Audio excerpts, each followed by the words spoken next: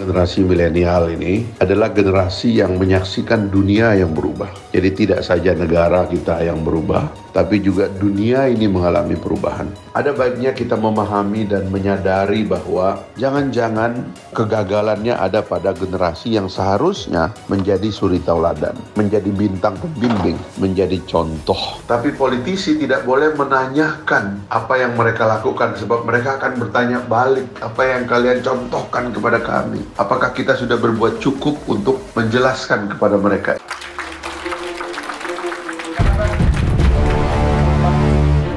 Merdeka! Merdeka! Allahu Akbar! Allahu Akbar!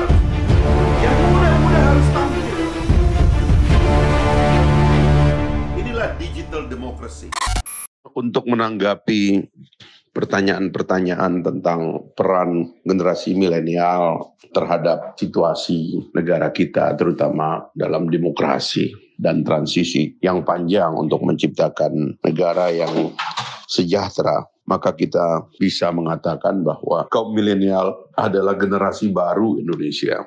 Yang boleh jadi kita sebagai orang-orang tua, saya sendiri sebagai generasi yang lahir dan bergerak dalam satu perubahan politik paling besar yang terjadi setelah proklamasi, yaitu reformasi 1998. Mungkin itu sebesar revolusi yang melahirkan Orde Baru, itulah reformasi yang melahirkan Orde Demokrasi kita. Nah, sementara generasi milenial ini adalah generasi yang menyaksikan dunia yang berubah. Jadi tidak saja negara kita yang berubah, tapi juga dunia ini mengalami perubahan. Teknologi menciptakan disrupsi yang dahsyat. Bahkan sekarang ini ada disrupsi baru, bukan saja oleh teknologi, tetapi juga oleh pandemi. Nah, disrupsi oleh pandemi dan teknologi sekaligus itu menciptakan kegalauan yang masif.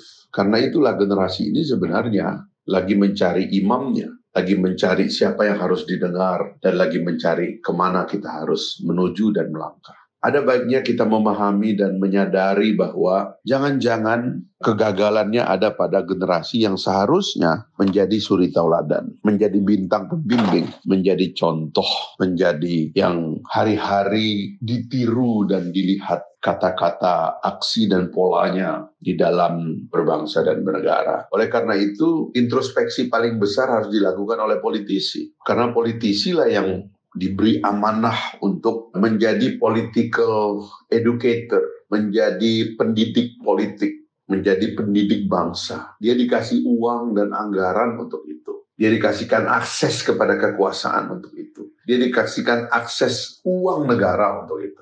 Jadi amanah pertama adalah kepada para pemimpin politik. Kalau kita menyaksikan milenial galau dan tidak sesuai dengan pandangan-pandangan kita, di satu sisi itu memang adalah watak daripada sebuah perubahan. Tetapi yang penting adalah apakah kita juga sudah memberi contoh yang cukup sehingga ekspektasi kita tentang kaum milenial itu memadai. Amanah yang kedua adalah amanah kepada tokoh dan agamawan, karena mereka yang juga punya mekanisme dan medium untuk membimbing milenial kita supaya mereka memegang jati dirinya, memegang tuntunannya di dalam langkah ke depan gitu. Jadi kaum milenial itu tidak bisa disalahkan.